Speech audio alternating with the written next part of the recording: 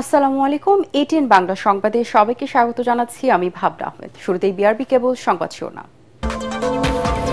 Plot জালিয়াতির মামলায় শেখ হাসিনার ৫, রেহানার ৭ ও টিউলিপের ২ বছরের কারাদণ্ড। দুর্নীতির বিরুদ্ধে এই রায় বড় বার্তা, আদালতের পর্যবেক্ষণ। লাইফ সাপোর্টে খালেদা জিয়া, শারীরিক অবস্থা সংকটাপন্ন, ব্রিফিংয়ে বিএনপি নেতা আজম খান।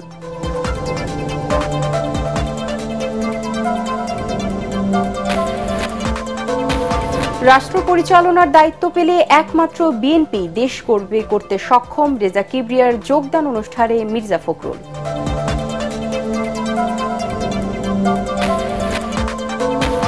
শুরু হলো বিজয়ের মাস ডিসেম্বর। মহান মুক্তিযুদ্ধে ৩০ লাখ শহীদ আর ২ লাখ মা বোনের লাঞ্ছনার বিনিময়ে অর্জিত হয় স্বাধীনতা। ঝালকাঠি ১-এ ধানের শীর্ষে মনোনয়ন প্রত্যাশী অর্ধ ডজন প্রার্থী। বিএনপির এ আসন ছেড়ে দেওয়া ঠিক হবে না বলছেন স্থানীয় নেতারা।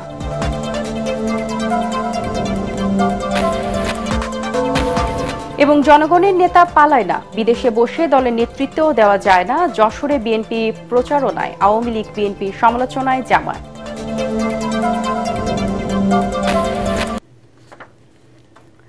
শুনছিলেন বিআরবি কেবল সংবাদ শিরোনাম, এবারে বিস্তারিত।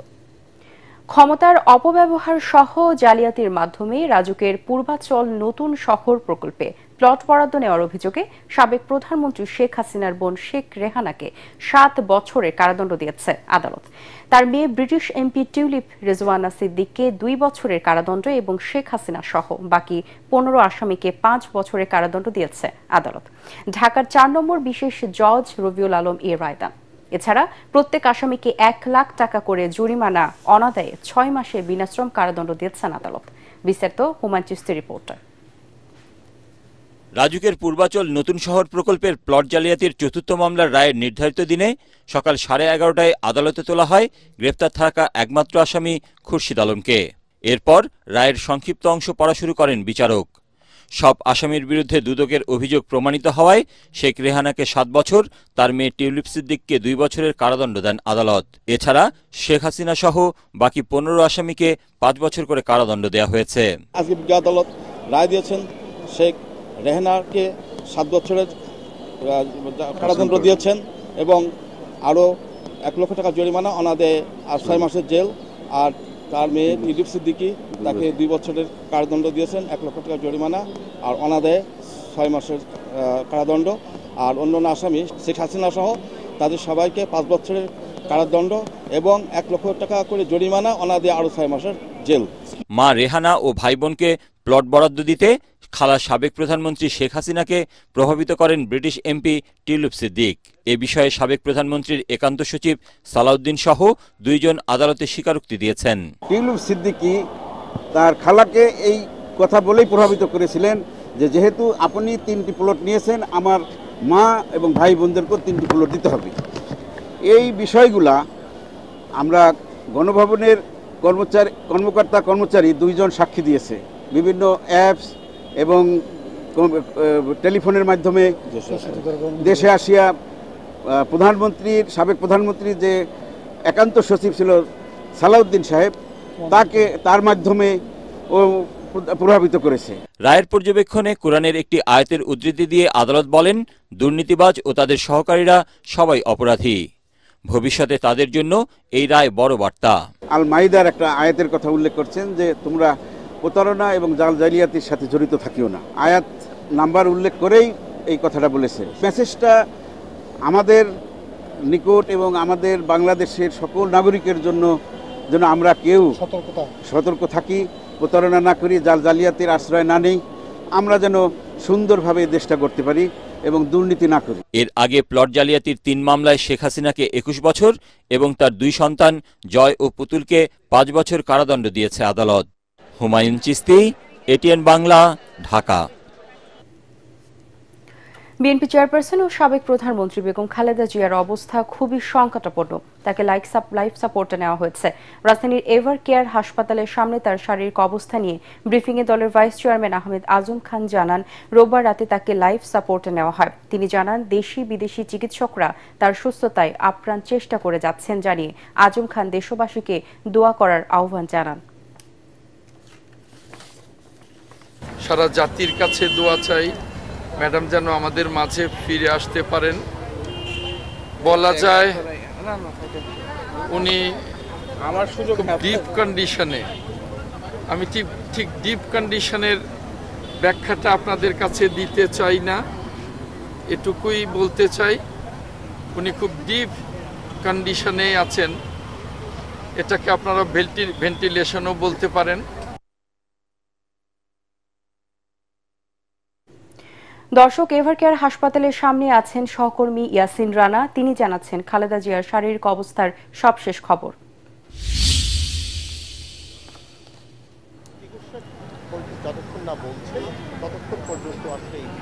ভাবনা, ধন্যবাদ আপনাকে। আপনি জানেন যে গত 24 নভেম্বর থেকে খালেদা জিয়া, বিএনপি চেয়ারপারসন সাবেক প্রধানমন্ত্রী খালেদা জিয়া এভার কেয়ার হসপিটালে ভর্তি রয়েছেন। উনি মূলত শ্বাসকষ্ট নিয়েই এই হসপিটালে ভর্তি হয়েছিলেন। তবে আমরা সর্বশেষ যে তথ্যটি আপনি জানাচ্ছিলেন যে উনি গতকাল রাত থেকে লাইফ সাপোর্টে রয়েছেন। বিএনপির ভাইস চেয়ারম্যান আহমেদ আজম খান জানিয়েছেন এটাকে তারা লাইফ সাপোর্ট, সিসিইউ, আইসিইউ কিংবা যেভাবেই বলেন তারা হসপিটাল কর্তৃপক্ষ তারা সর্বোচ্চ চেষ্টা করছেন। আমরা সকাল থেকেই হসপিটালের এখানে অপেক্ষা করছিলাম। আমরা গতকাল পর্যন্ত আমরা যে বিষয়টি মানে সর্বশেষ তারা যে ব্রিফিংয়ের আমাদেরকে জানিয়েছিলেন যে উনি গতকাল সামান্য হালকা নাড়াচাড়া করেছেন, ডাক্তারদের কথায় কিছুটা রেসপন্স করেছেন। তবে গতকালকে রাতের পর থেকে উনি লাইফ সাপোর্টে রয়েছেন এই বিষয়টি আসলে গণমাধ্যমে তেমন সেভাবে আসলে জানানো হয়নি। তবে কিছুক্ষণ আগে, প্রায় 15 থেকে 20 মিনিট আগে বিএনপির ভাইস চেয়ারম্যান উনি জানিয়েছেন যে বেগম খালেদা জিয়া লাইফ সাপোর্টে রয়েছেন এবং তার অবস্থা খুবই ক্রিটিক্যাল।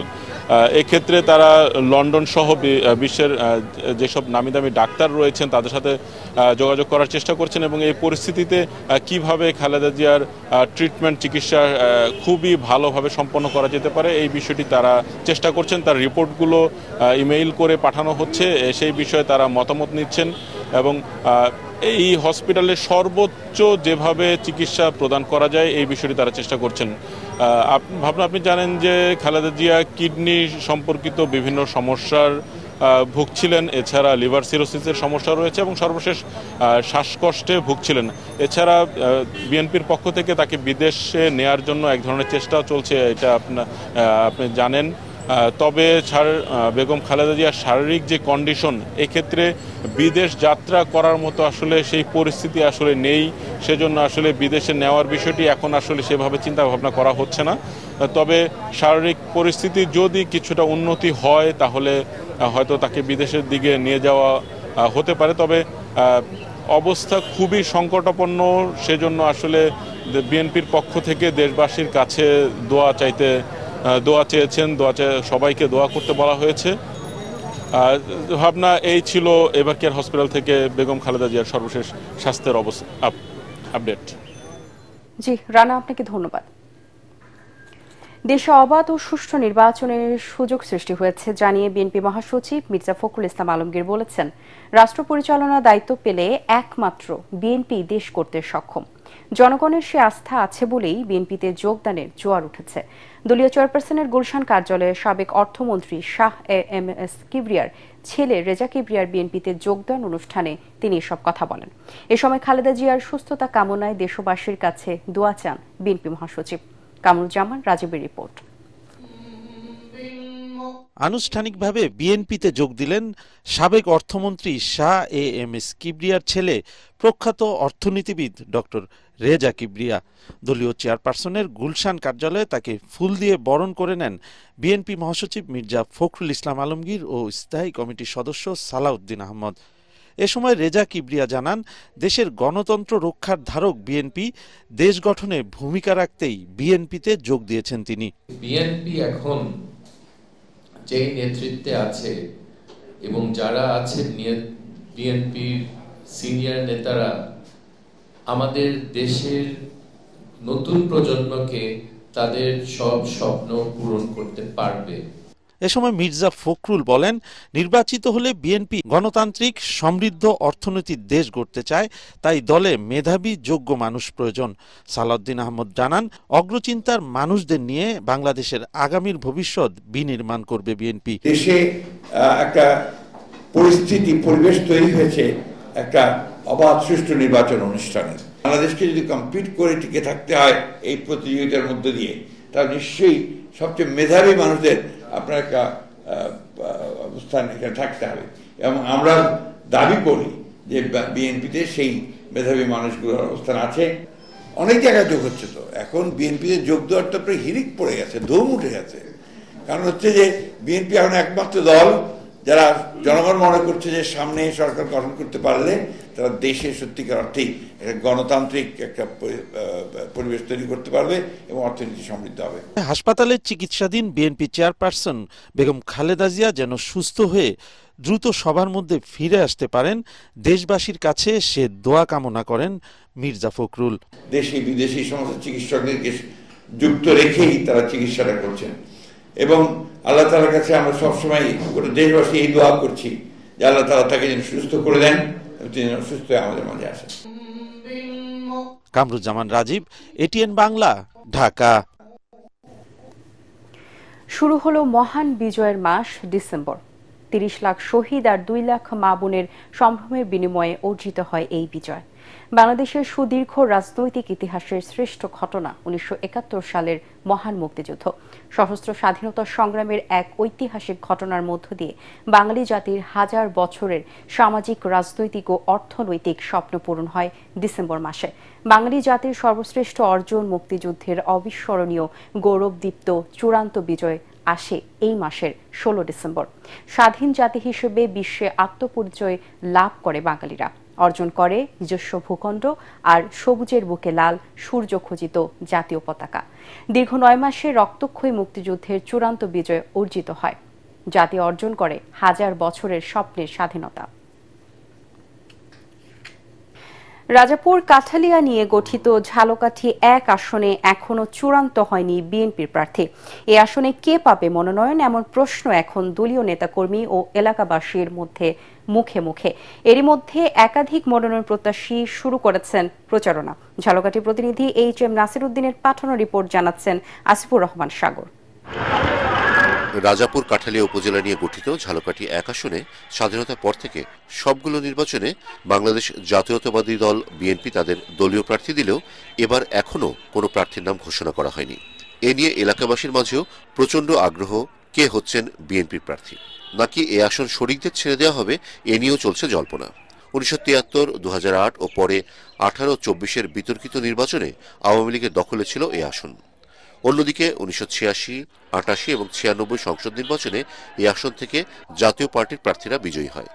আর ১৯৯১, ২০০১ ও ২০১৪ সালের নির্বাচনে আসনটি ছিল বিএনপির দখলে। এদিকে ধানের শীষে মনোনয়ন পেতে দলীয় নেতাকর্মী এবং সমর্থকদের নিয়ে দিনরাত এলাকায় চষে বেড়াচ্ছেন ৬ জন মনোনয়ন প্রত্যাশী। কেন্দ্রের নজরে আসতে তুলে ধরছেন দলের দুঃসময়ে তাদের ভূমিকা আর স্থানীয়দের দিচ্ছেন নানা প্রতিশ্রুতি। ভোটের অধিকার প্রতিষ্ঠা করা হবে এবং সারা জীবনে বাংলাদেশে আর কখনোই মানুষ তাদের ভোটের অধিকার হারাবে না, তার জন্য আমরা কাজ করব। যারা দলের সাথে বেঈমানি করবে না, যারা ছাত্র রাজনীতির সাথে জড়িত ছিল, তাদেরকে মনোনয়ন দিবেন। এই আন্দোলন সংগ্রামের দীর্ঘক্ষণ আমার যে অবদান এবং আমি যে এই দলের পক্ষে, দেশের পক্ষে যে কাজগুলি করেছি, এটা বিবেচনা করে রাজাপুর কাঠালিয়া ঝালকাঠি ১-এ মনোনয়ন দিবেন বলে আমি আশা করছি। এছাড়াও মনোনয়ন পাওয়ার প্রতিযোগিতায় রয়েছেন সংবিধান সংস্কার কমিশনের সদস্য ব্যারিস্টার মঈন ফিরোজী, রফিক হাওলাদার এবং কর্নেল মোস্তাফিজুর রহমান। দল যদি তাকে ধানের শীষ মনোনয়ন দেয়, এই সিটটি আমরা দলকে উপহার দিতে পারবো। সকল ধর্মের লোক মিলে ধানের শীষে বিপুল ভোটে জয়যুক্ত করব। এর অন্যথায় যদি দল কোনো চিন্তা করেন, তাহলে এই আসন বিএনপি হারবে। Bureau report, ATN Bangla. আসন্ন জাতীয় সংসদ নির্বাচনকে সামনে রেখে যশোরে প্রচারণা ও গণসংযোগ করছে জামায়াত ইসলামী। এ সময় দলের কেন্দ্রীয় নায়েবে আমির ATM আজহারুল ইসলাম বলেন, 18 কোটি মানুষকে ফেলে যারা বিদেশে পালায় তারা দেশপ্রেমিক হতে পারে না। আর তারেক রহমানকে উদ্দেশ্য করে তিনি বলেন, বিদেশে বসে দলের নেতৃত্ব দেওয়া যায় না। পরে যশোর 2 আসনে জামায়াতের প্রার্থী মসলিউদ্দিন ফরিদের পক্ষে ভোট চান তিনি। যশোর প্রতিনিধি তামান্না ফারজানার রিপোর্ট, জানাচ্ছেন জাহিদুল আলম। যশোরের চৌগাছা সরকারি শাহাদত পাইলট মাধ্যমিক বিদ্যালয় মাঠে অনুষ্ঠিত হল জামায়াতে ইসলামীর জনসভা। প্রধান অতিথি ছিলেন দলের কেন্দ্রীয় নায়েবে আমির এটিএম আজহারুল ইসলাম। এ সময় বিএনপির ভারপ্রাপ্ত চেয়ারম্যান তারেক রহমানকে উদ্দেশ্য করে তিনি বলেন, বিদেশে অবস্থান করে দেশে নেতৃত্ব দেয়া যায় না। ইংল্যান্ডের নাগরিকত্ব ছেড়ে এসে কেউ যদি প্রধানমন্ত্রী হতে না পারেন তাহলে 2 কুলি হারানোর শঙ্কা রয়েছে। 18 কোটি মানুষকে বিপদে ফেলে রেখে বিদেশে অবস্থান করে তারা কি দেশপ্রেমিক, না তারা বিদেশ থেকে এসে ফাঁসির মঞ্চে গলায় ছুরি দিয়ে মৃত্যুবরণ করে তারাই দেশপ্রেমিক? আগামী দিন আপনাকে সঠিক সিদ্ধান্ত গ্রহণ করতে হবে। দেশপ্রেমী ইসলামী শক্তির পক্ষে যে গণজোয়ার সৃষ্টি হয়েছে, সেই গণজোয়ারে দাঁড়িপাল্লা মার্কা আমাদের মসলিউদ্দিন ফরিদ ভাইকে ভোট দেওয়ার উদাত্ত আহ্বান জানিয়ে এ সময় সব রকম সংঘাত এড়িয়ে চলার আহ্বান জানালেও হামলার মুখে দলীয় নেতাকর্মীদের প্রতিরোধ করার বার্তাও দেন তিনি। দায়িত্ব আমরা করতে পারি, এই বাংলাদেশ শুধু কথার মধ্যে সোনার বাংলা থাকবে না, এই বাংলাদেশ সত্যিকার অর্থে সোনার বাংলা হবে ইনশাআল্লাহ। জনসভায় জামাতের কেন্দ্রীয় ও স্থানীয় নেতৃবৃন্দ সহ বিপুল কর্মী সমর্থক উপস্থিত ছিলেন। বাংলাদেশের মানুষ আর কোন চাঁদাবাজিকে দেখতে চায় না, বাংলাদেশের মানুষ আর কোন টেন্ডারবাজ দেখতে চায় না, বাংলাদেশের মানুষ আর একটি ফ্যাসিস্ট সরকার দেখতে চায় না। রাষ্ট্র ক্ষমতায় আসলে দুর্নীতি দমন, নারী ও সংখ্যালঘু নিরাপত্তা নিশ্চিত করা সহ দেশে ইতিবাচক পরিবর্তন আনবে জামাত, এমনটাই বলেন বক্তারা। সবার জন্য সমান আইন দিয়ে, শিক্ষা খাতকে অনেক বেশি অগ্রাধিকার দিয়ে, স্বাস্থ্য খাতকে অনেক বেশি অগ্রাধিকার দিয়ে সবাই মিলেমিশে আমরা একটা সুখী সমৃদ্ধ বাংলাদেশ গড়ে তোলার জন্য কাজ করি। Bureau report, ATN Bangla. শান্তিরক্ষা ও পাহাড়ের সব সমস্যার স্থায়ী সমাধানে পার্বত্য চুক্তি বাস্তবায়নের দাবি জানিয়েছেন পার্বত্য চট্টগ্রাম চুক্তি বাস্তবায়ন আন্দোলন। সকালে জাতীয় প্রেস ক্লাবে পার্বত্য চুক্তির 28তম বর্ষপূর্তি উপলক্ষে সংবাদ সম্মেলনে এই দাবি জানান সংগঠনটির নেতারা। এ সময় পার্বত্য চট্টগ্রাম চুক্তি বাস্তবায়নে সম্মিলিতভাবে বৃহত্তর আন্দোলন গড়ে তোলা ও সকল রাজনৈতিক পক্ষ ও নাগরিক সমাজের অংশগ্রহণে একটি জাতীয় সংলাপ জরুরি বলে জানিয়েছেন সংগঠনটি। পাহাড়ে শান্তি প্রতিষ্ঠা ও স্থায়ী সমস্যার সমাধানে 1997 সালের 2রা ডিসেম্বর এই চুক্তি স্বাক্ষরিত হয়।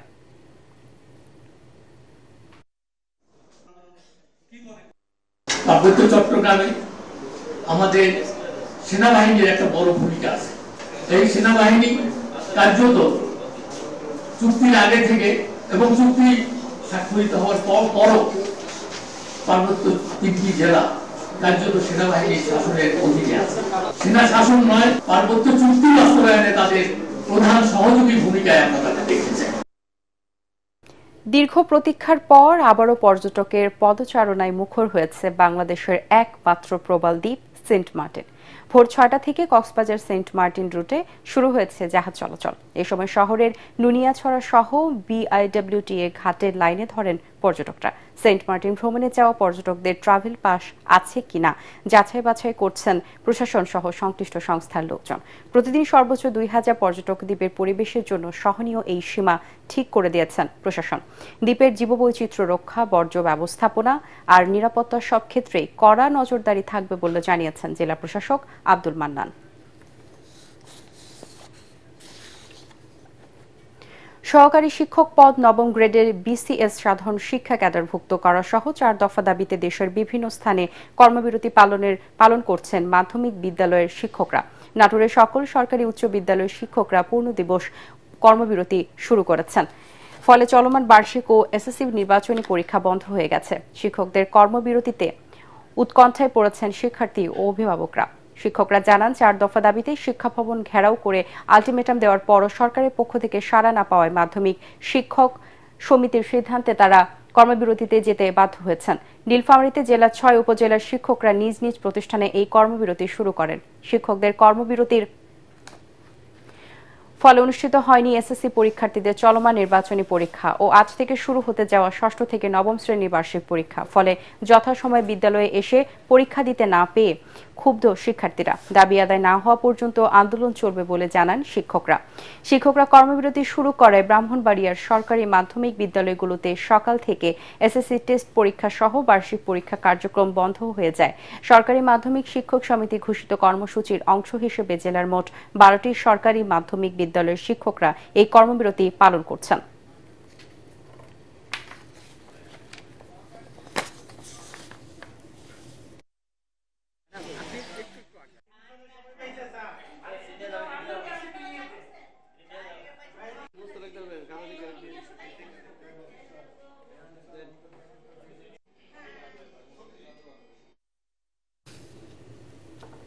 ত্রয়োদশ জাতীয় সংসদ নির্বাচনে দিনাজপুরের বিভিন্ন আসনে নির্বাচনী প্রচার প্রচারণায় ব্যস্ত সময় পার করছেন বিএনপির মনোনীত প্রার্থীরা।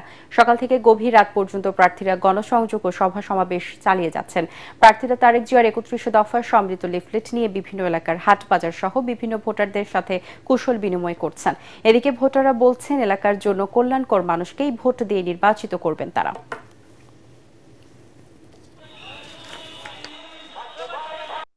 আমাদের প্রার্থী হলো যে আশেপাশে সবসময় যাকে পাবো কাছে পাবো, যেন গরিব দুঃখী মানুষের কাছে সে সেবা যত্ন করতে পারে। এই আমাদের সুখে দুঃখে পাশে ছিল, আমরা সেই প্রার্থী হক ভাইকে আমরা চাই। আমাদের সাথে কৃষক লোকের সাথে আমাদের সাথে যে এমপি থাকবে বাহাদুর থেকে ফুলবাড়ি দিনাজপুর এমপি থাকবে, আমাদের ভালো লোক থাকবে।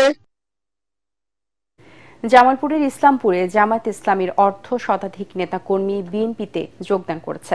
উপজেলার কোলকান্দি খানবাড়ি বিএনপির দলীয় কার্যালয়ে জামালপুর 2 ইসলামপুর আসনে বিএনপির মনোনয়ন প্রত্যাশী শরীফুল ইসলাম খান ফরহাদের কাছ থেকে সদস্যপদ গ্রহণ করে বিএনপিতে যোগদান করে তারা। জামায়াত থেকে বিএনপিতে যোগ দেওয়া নেতারা হলেন কোলকান্দি ঝিকাতলা ওয়ার্ড জামায়াতের সভাপতি এরশাদ খন্দকার, সাধারণ সম্পাদক নাসিম উদ্দিন ও সহসভাপতি সোনাহার খন্দকার সহ প্রায় অর্ধ শতাধিক জামায়াত নেতাকর্মী। জিয়াউর রহমানের আদর্শে অনুপ্রাণিত হয়ে তারা বিএনপির রাজনীতিতে যুক্ত হয়েছেন বলে জানান নেতাকর্মীরা।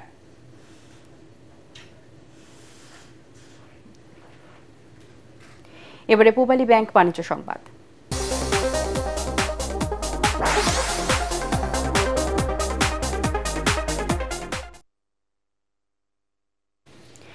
সীমান্তবর্তী জেলা শেরপুরে অগ্রহায়ণের শুরু থেকেই শীত অনুভূত হলেও এখন তা বাড়ছে। প্রায় প্রতিদিনই ভোর ও রাতে ঘন হালকা ও মাঝারি কুয়াশার চাদরে ঢাকা থাকছে জনপদ। সেই সঙ্গে বইছে মৃদু কনকনে হিমেল হাওয়া। কুয়াশার কারণে সামান্য দূরের বস্তুও দৃষ্টিগোচর হচ্ছে না। আবহাওয়া পরিবর্তনে মানুষের মধ্যে দেখা দিয়েছে সর্দি ও জ্বর সহ ঠান্ডাজনিত নানা রোগবালাই।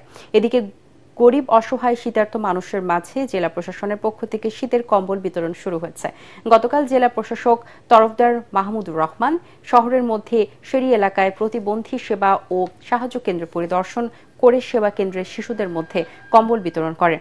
পরে এলাকার শীতার্ত অসহায় ও সুবিধা বঞ্চিত মানুষের মাঝেও কম্বল বিতরণ করা হয়। এবারে অর্থ সংবাদ।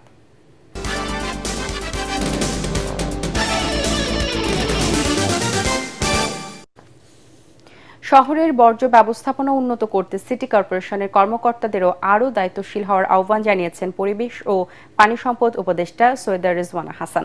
একই সাথে প্লাস্টিক ও পলিথিন দূষণ নিয়ন্ত্রণে নিয়মিত অভিযান চালানোর তাগিদ দেন তিনি। রাজধানীতে সিটি কর্পোরেশনের 9ম গ্রেডের কর্মকর্তাদের বুনিয়াদী প্রশিক্ষণ কোর্সের উদ্বোধনী অনুষ্ঠানে এসব কথা বলেন পরিবেশ উপদেষ্টা। এবারে সন্ধানী লাইফ ইন্স্যুরেন্স আন্তর্জাতিক সংবাদ।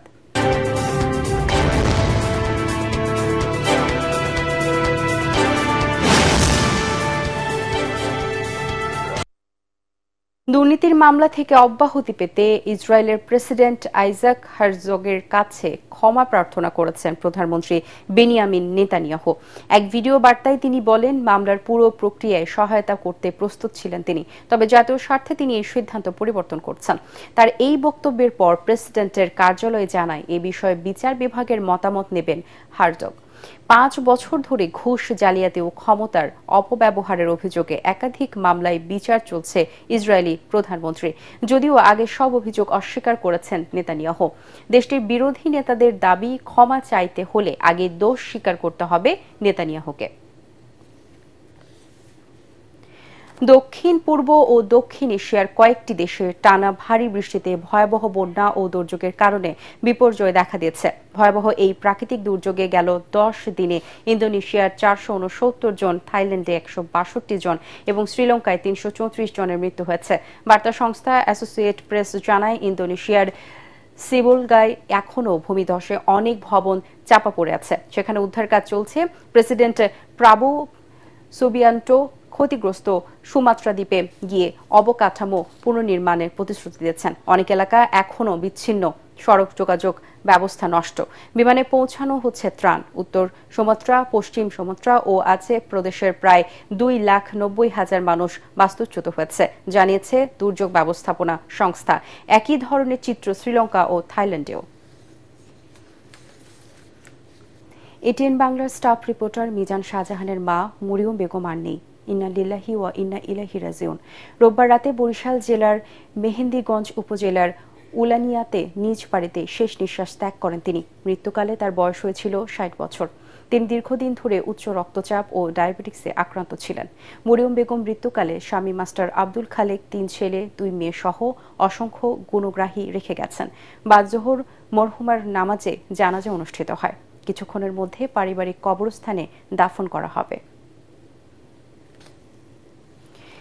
সিনিয়র সাংবাদিক ইব্রাহিম আজাদের জাতীয় প্রেস ক্লাবে নামাজে জানাজা শেষে তার মরদেহ চট্টগ্রামে হাটহাজারী নিজ জন্মস্থান পূর্ব ধলয়ে দ্বিতীয় নামাজে জানাজা শেষে পারিবারিক কবরস্থানে দাফন করা হবে। গতকাল রোববার সন্ধ্যায় অসুস্থতা বোধ করলে রাজধানীর ইউনাইটেড হাসপাতালে নেওয়ার পর ইব্রাহিম আজাদ ইন্তেকাল করেন। 1 মাস আগে ল্যাবেট হাসপাতালে হার্টের রিং পরানোর পর তিনি অসুস্থ হয়ে বাসায় ফিরেন। ভোরের কাগজ, প্রথম আলোর পর ইলেকট্রনিক মিডিয়ার সাংবাদিকতা শুরু করেন সূচনা লগ্নে ইটিভির প্ল্যানিং এডিটর দিয়ে। এরপর এটিএন বাংলায় বার্তা সম্পাদক, দীপ্ত টিভি, এখন টিভি ও চ্যানেল নিউজ 24-এ হেড অফ নিউজ হিসেবে কাজ করেন। কয়েক মাস আগে ঢাকার একটা গ্রুপ অফ কোম্পানির মিডিয়া উপদেষ্টা হিসেবে যোগদান করেছিলেন তিনি। মরহুম ইব্রাহিম আজাদ মৃত্যুকালে স্ত্রী, 1 ছেলে ও 1 মেয়ে সহ অসংখ্য গুণগ্রাহী রেখে গেছেন। এবারে খেলার খবর।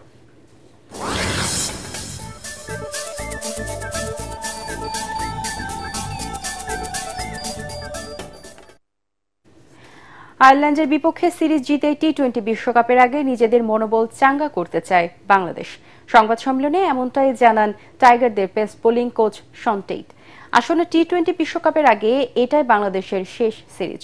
চট্টগ্রামের বীরশ্রেষ্ঠ ফ্লাইট লেফটেন্যান্ট মতিউর রহমান স্টেডিয়ামে সিরিজের তৃতীয় ও শেষ ম্যাচটি শুরু হবে আগামীকাল দুপুর 2টায়।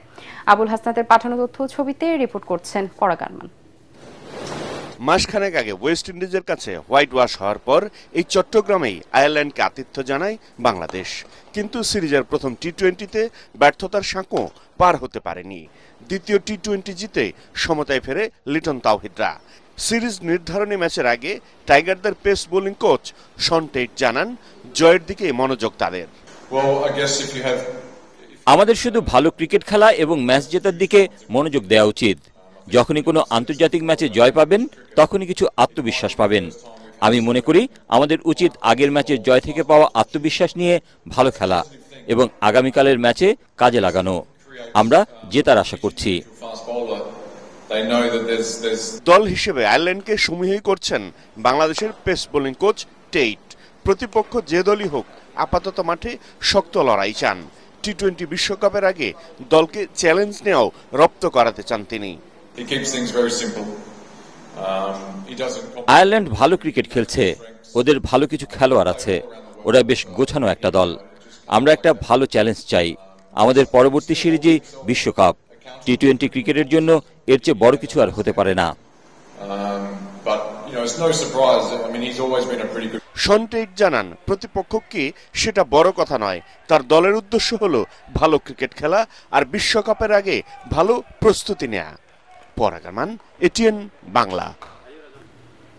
শেষ করার আগে বিআরবি কেবল সংবাদ শিরোনামগুলো জানিয়ে দিব আরো একবার। প্লট জালিয়াতির মামলায় শেখ হাসিনার 5, রেহানার 7 ও টিলুপের 2 বছরের কারাদণ্ড। দুর্নীতির বিরুদ্ধে এ রায় বড় বার্তা, আদালতের পর্যবেক্ষণ।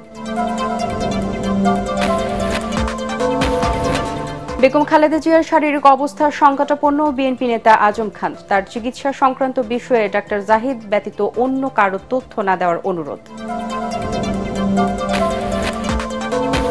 রাষ্ট্র পরিচালনার দায়িত্ব পেলে একমাত্র বিএনপি দেশ গড়তে সক্ষম। রেজা কিবরিয়ার যোগদান অনুষ্ঠানে মির্জা ফখরুল।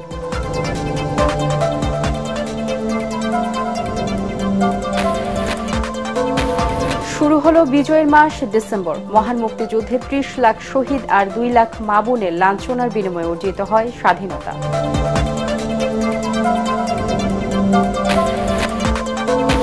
ঝালকাঠি 1-এ ধানের শীর্ষে মনোনয়ন প্রত্যাশী অর্ধ ডজন প্রার্থী। বিএনপির এই আসন ছেড়ে দেওয়া ঠিক হবে না বলছেন স্থানীয় নেতারা।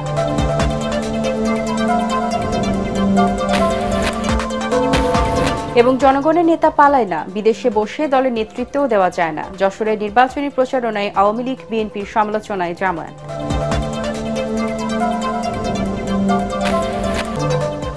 পরবর্তী সংবাদ দেখার আমন্ত্রণ জানিয়ে এখনকার মতো শেষ করছি। এটিএন বাংলার সংবাদ ইউটিউবে দেখতে ব্রাউজ করুন youtube.com/ATN Bangla News। ধন্যবাদ সবাইকে।